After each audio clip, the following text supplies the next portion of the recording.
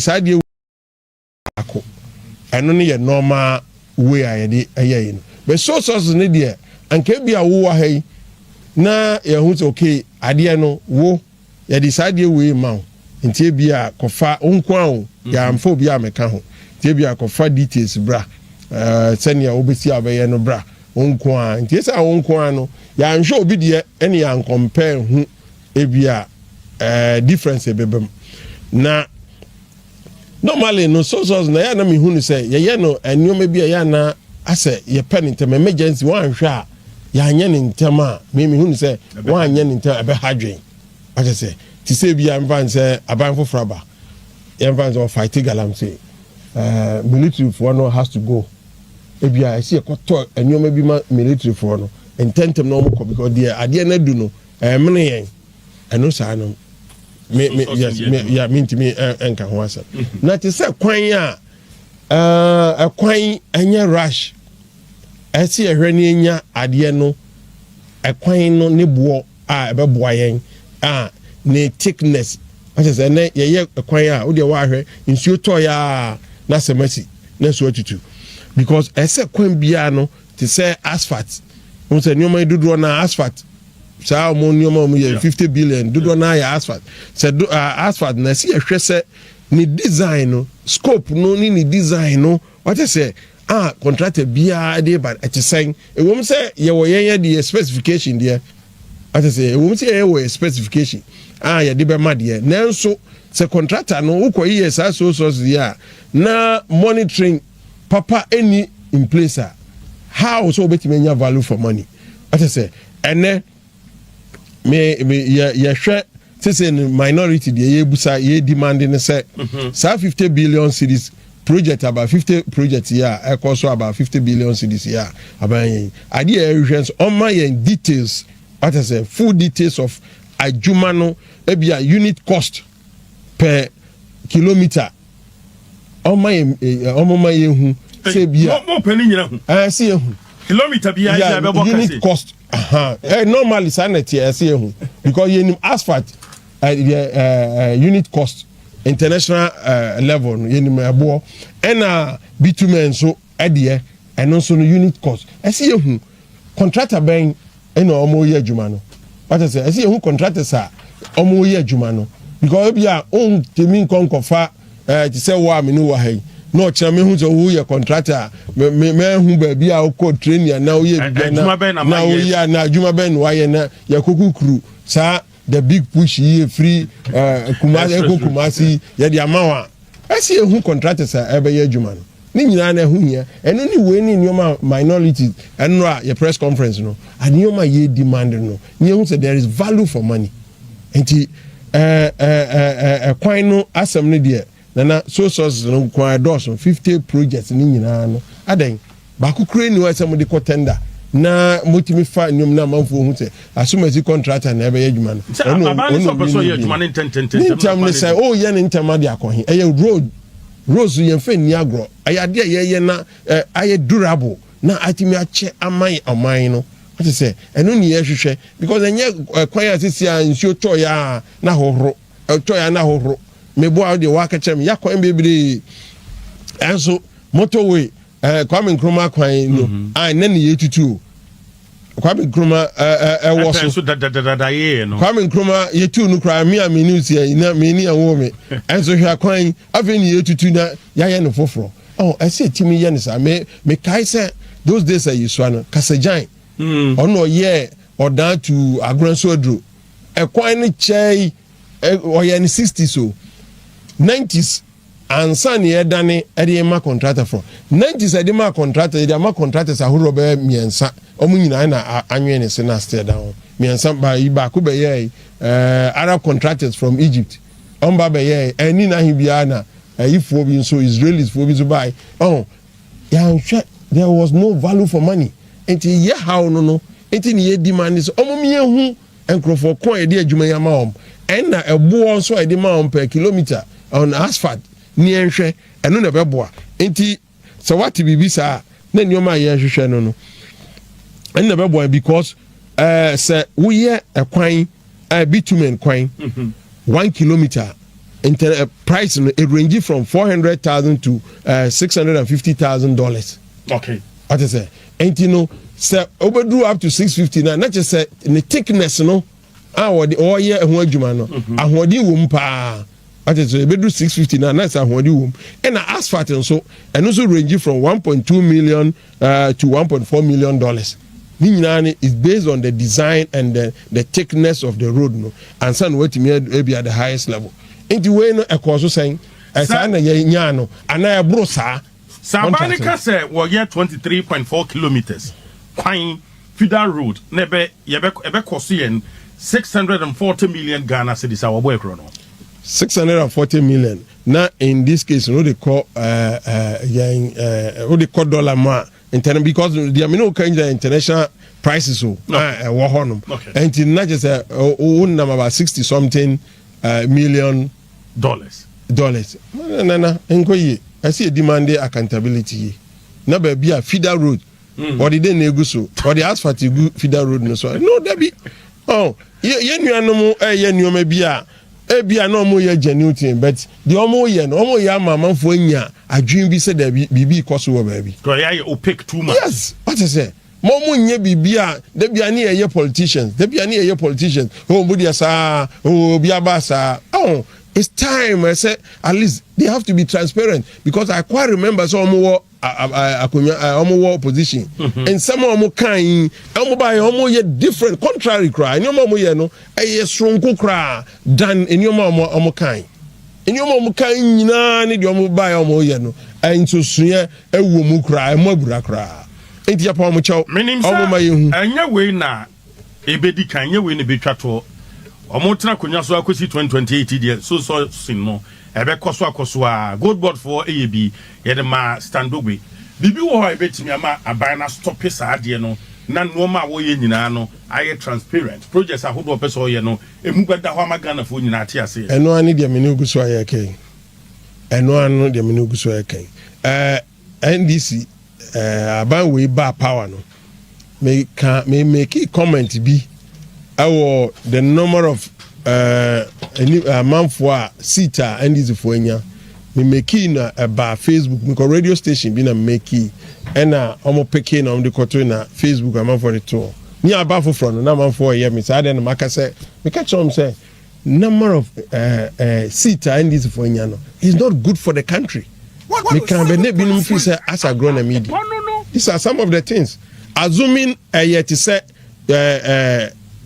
8 parliamenter and na ben hu say ya obedan aye sanyoma we ahin fa na do be fa aba no aba approve sanyoma we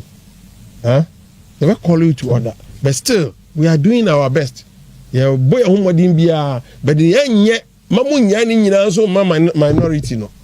bu nya ni nyina minority na MYN ese mu nyina mu kasa obia radio station TV station Ghanaian, the ordinary Ghanaian, only opportunity and social media, and then take over. I will no be bremu. A whole you see a casa, yet you see a casa. Because anybody said no, after the Afroyen, ye tiano, ye called demonstration. Now see a casa and a drew baby no on tie. And you see a casa, not buying tie, or who's a derby. Honorable critic, what you are say, either in sole source and no, and a single source and no. Body woman because when we send this if only be started a defender so body woman chenchina chemu resist our concern no I then contract now yen so source ye bi I then be nko tender no me ade na ni nyina say so source and then me to make ho asa me nka say so source na ni yemrem me nkan say eni yemrem e wo yemrem ye makwan but no kwa na wo be ye dia o di assembly show bi adwum me kan sasem say yes now the assembly show bi adwum say I don't know when kwa na o di opɛ ade ye mienu ha na ha okay I say ya won kwa ujira enkwa asi bi de me nko bi so na ya breso ye wo power no o giyiri mu say dream bi koso ntina da bia ye so tips mama de antia ni braba no mampan John Draman mama in opposition ka bibi efa single sourcing ho thank you Sami Jamfi eka bi abrakwa ono so ka bi tips no wa be na matie bi yes wo say enye ade na de oba idea wo de ni nyina Oh, yeah, so sauce. I just say, want some now kind. And I in opposition, what to me today say, Basa, no more per chronoable.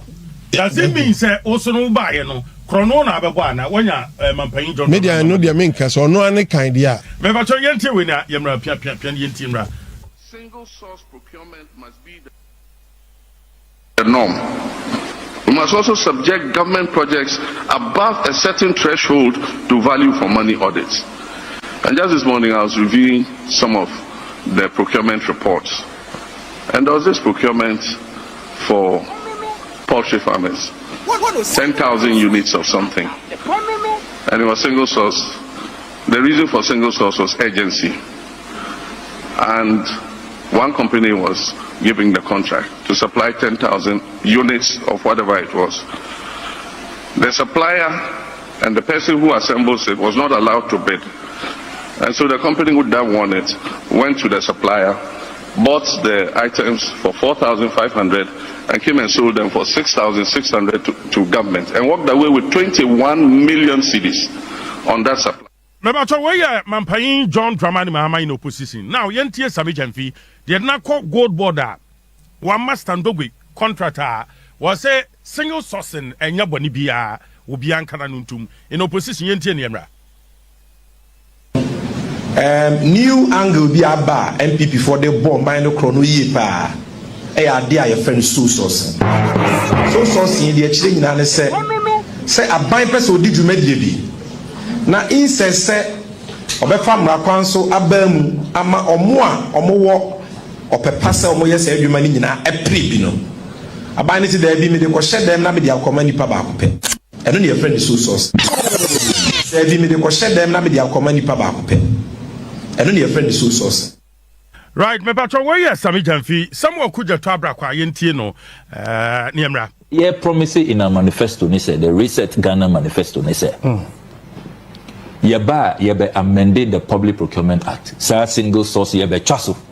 because it's been abused. Sammy, you on record? Oh yes. Yeba chaso. The only window will be emergencies. That's all. All the other limitations, no, we are going to end it.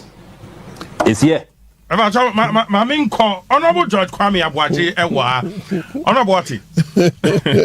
When I Ghana for some power, yeah, your mom penny, President Mahama, Nidiana or Kasafa 21 million cedis. Well,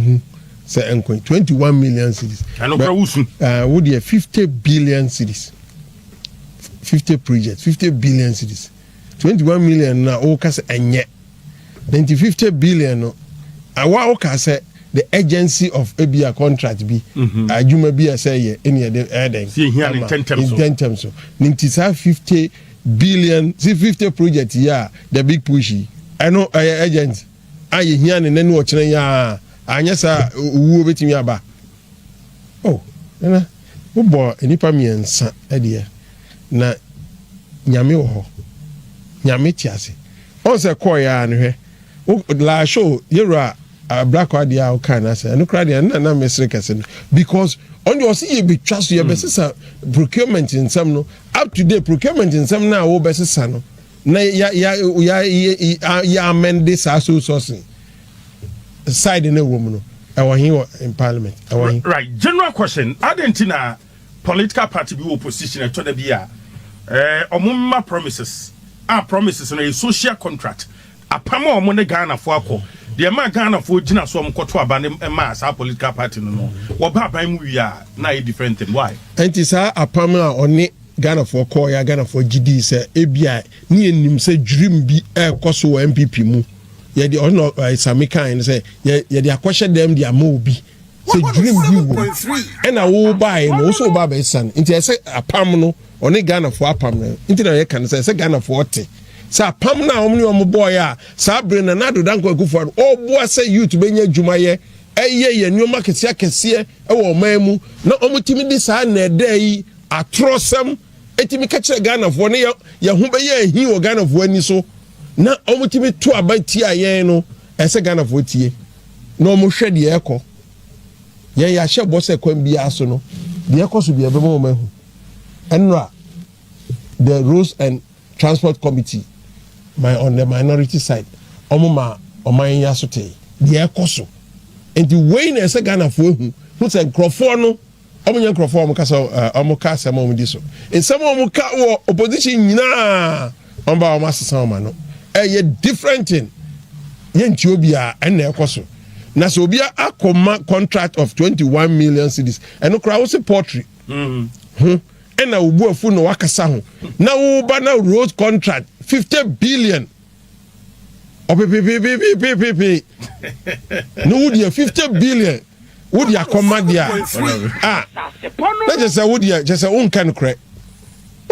because somehow okay no when so obi okasa ma woni so no na enukra na okay na so otrosam no odi because one okay 21 million cedi o nin yetie yi now they buy 50 billion. Oh, nana yenuanum no o ma anya de quickly ma memra committee so energy na fe yenni nkomomfa anyinama hoden ho mo kɔlo sɛ bɛyɛ aban ni D levy of 1 Ghana cedi in free ho why yeah no cra minia sese yɛhwɛ a yɛnhwɛ deɛ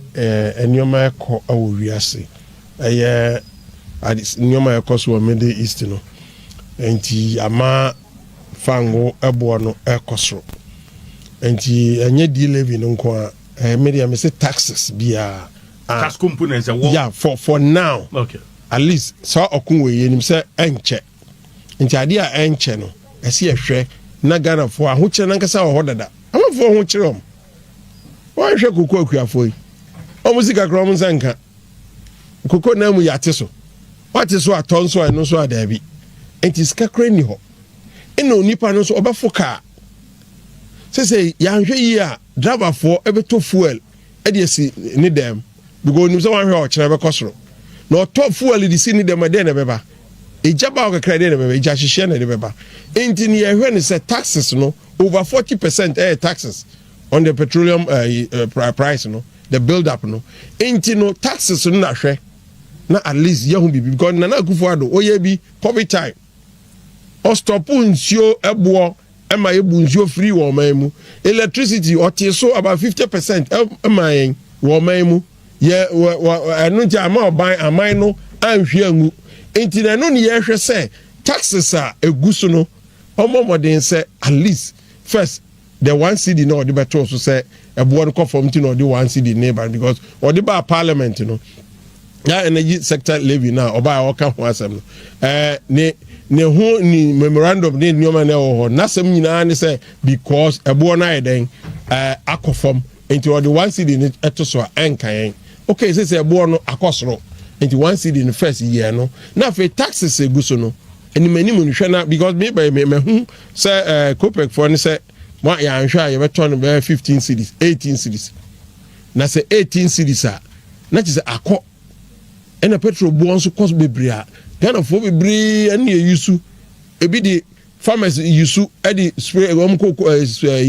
machines that di spray cocoa di omo di spray tomatoes omo di spray nyado anom ne say ne omo ni nyina no eye fuel ya no motor e di gu sa machine mu ina omo di ye abo omo yusu abobo ya wo nkron kitu anum e di ye nyuma e boa farmers ni ade omo di si emu omo di nyum to fuel then yes say bre wo mi at least aban no emma yesenka first 3 months idie be si be second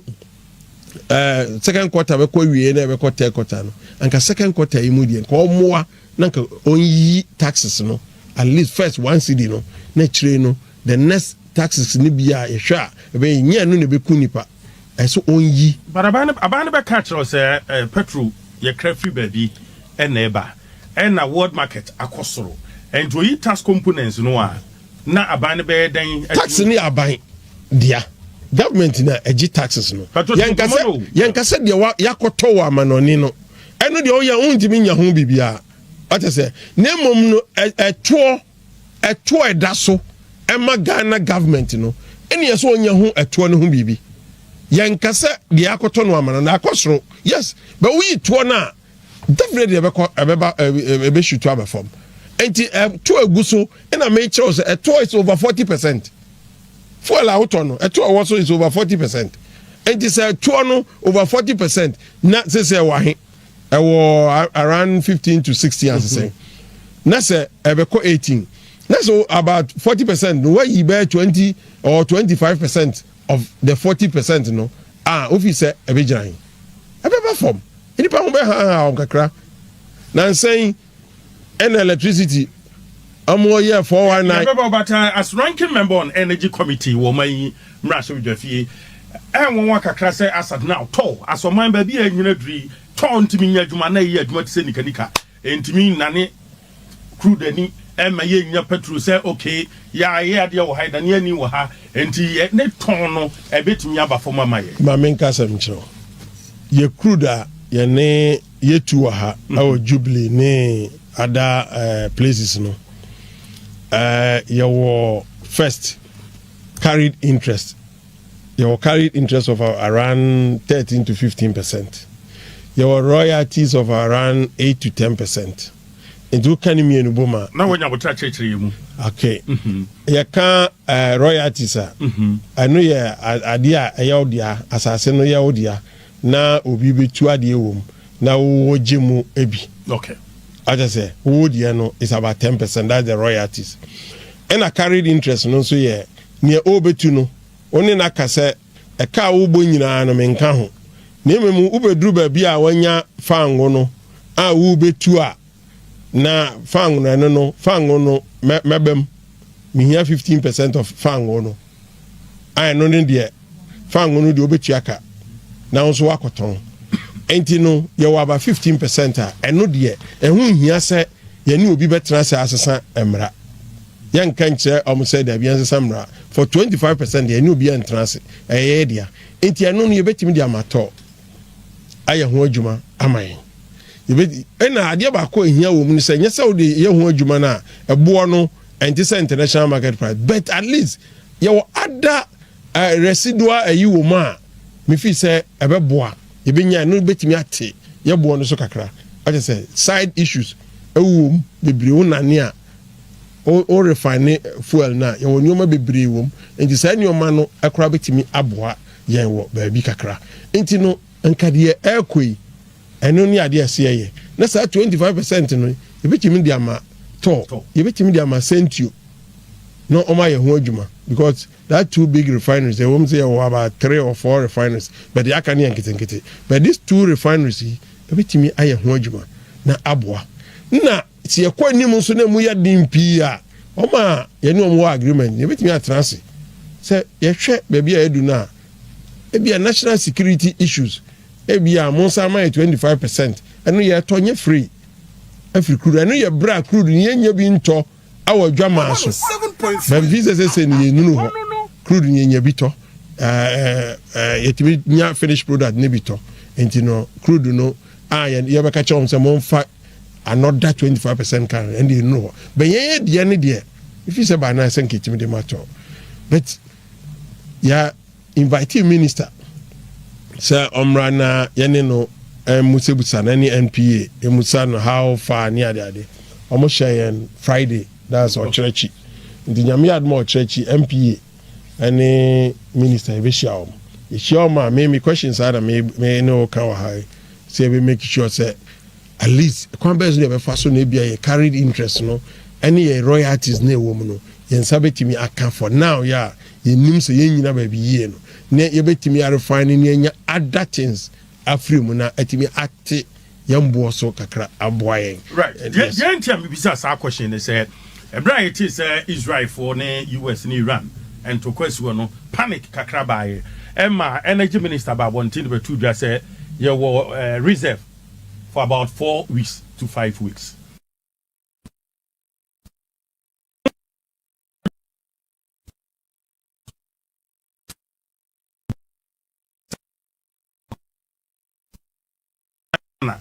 Yeni bi individuals be companies be and no more reserves e wo boss I say a cost to keep boss na the entire the table boss no yetimi achieve asomai to me make you say I say state in sa any fuel or reserve nim any state dia individual private individual private individual aban nim ba kokra that is only control also even turn na mu kra wo tanks enokra no private no mo de omo nyoma ko ekogu ho no enye state ni bibia wo enti emu yaw kakra se ti say nsema isi na say omo si ye 5 to 6 weeks and individuals there. In an individuals no so at the moment a more cost ra or no so when ya to say wakoto bibia ba so ba beton or just na buy na bo na cost straight now so the beko table no now so when ya ho ebi enti na no ane to no na ban betimi ahwe no de abo Ghana for saban ya se obema Ghana for ahonhia no akofoma enu na se ye ne eka se ne eka ya na ahunyenya taxes asem said the last time I did press conference nearby and almost about out and so about kasa yes on kasa but that is the only option I want said tax build up no at least government beat me abua because say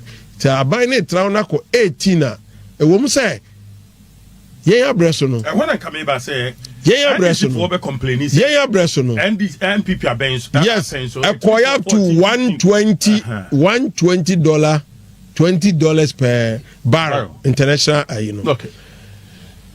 exchange rate call 17 cedis that is cedi and the dollar no 17 cedis obekaya ena yanso etimi koi up to 22 cedis per liter now adianinam around 100 year exchange rate mona mo kan say 10.5 na say o de ade ko 18 yan kunta na hwe obi ane de dollar cedi na gin nsam mo na more best managers of the economy the rate no a good 10.5 that's a 10.5 na de wa around 100 barrels per $100 per barrels na so they call 18 cedis na de e call 120 17 cedis per dollar okay na say no e wo 22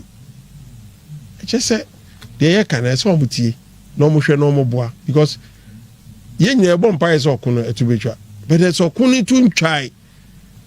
and a woman Trump no abeka bibi na ade no ati abakakra ni nyina ne se o hwe se ade no beba fom yen nyina mpa ye bo anse beba fom because anya sa yen nyina ne ho bekire enti na say government no hwe na at least we dey immediate no anka ye kan no ntie na anka 1 cedi no first we dey 1 cedi suspend yen ka say yifri okra o suspend it for at least for about 2-3 months nya ye hu sampa o make effort and going forward e din kase a na that taxes component a wo hwa aye you know na no so what relieve amount for kakra because last year most slap with about 28% in electricity tariff that year no relieve and just 4% 4.8% but I don't know effective April but who said no o dey concern say omonte so by 10% o dey hwade bi sa second quarter ya o say what is so 4% no third quarter wo price ever because of oil in omo massage nioma that is eduru omo shutu enye ade bia say but the whole year effective part there I think at least omo so further to 10% now yeah why 10% who say last year omo year mo so mo dey year dey I didn't know omo call 9.8% the last one Ghana for soon ya meter no because what to adem 9.8% but the meter reading e cost wo ba bia no me kan ho asem me say meter na reducing Usain Bolt some more recalibration mo me hu say ampa my recalibration MPP be free power na won be bobo no abobo ho no then read that then read this na read this I saw my hu because me a consumer, me a customer, and a customers who a stakeholder. Okay. Yes, because a man to a human who produce their behind. I say, oh ECG, only if was a contract producers no, say me metal, me come me a young consumers no, cause you better. And you know who ECG no what you no because of yenti. Na say at least so don't say can be here so what recalibrating meters now let us know because any probably brace because our meters they really too much obi I be a would say in really too much there I don't know committee no ECG explaining to say no ni Asia minister there say minister first the minister na honor no betimi aka kire say be say ni ama na hu am for concern Ghana for concern adeba nti minister no say then na work no so am yehu ansana bibi wo ho a bia say ECG bema na ECG aden abem but Musa can report no the report on the meter no yes concern complain amount for here but the report from ECG there no a complaint they been ama committee ni said the omo ekomu true ni the first no be o top 500 no and na obi also top ya tumahi 9.8%. That's the last one. No? That's a 9.8%. Na say adi or top 500 no. Now for top 700, 800, which means that's almost man. No, your meter system no ankasa no. There is a whole lot of issue. We have to try and deal with it once and for all. What I say because issue because issue there because who can say meter system no yes problem because and now yes smart meter or chance here that we answer use postpaid in this oh yes and use prepaid yes and use say into then never boy in Ghana and let's see transit so then never boy because this year no can say the wastage you know is too much when they so fast the wastage we know why ye will be wastage. The wastage in the electricity system, no, me no yetua. Until say electricity for momo yadie, na say almost sika kosro. So unte ya. Yeah. But it's as a result of the increment no me no. What to adie 28% ah. Sika nkosro. Sika be kosro. Yes, into almost say efficient. Domboa. Amboa. It's a result of say omo to adie no musa na adie na kosro. Enti no wastage, you know, say they have to fight it.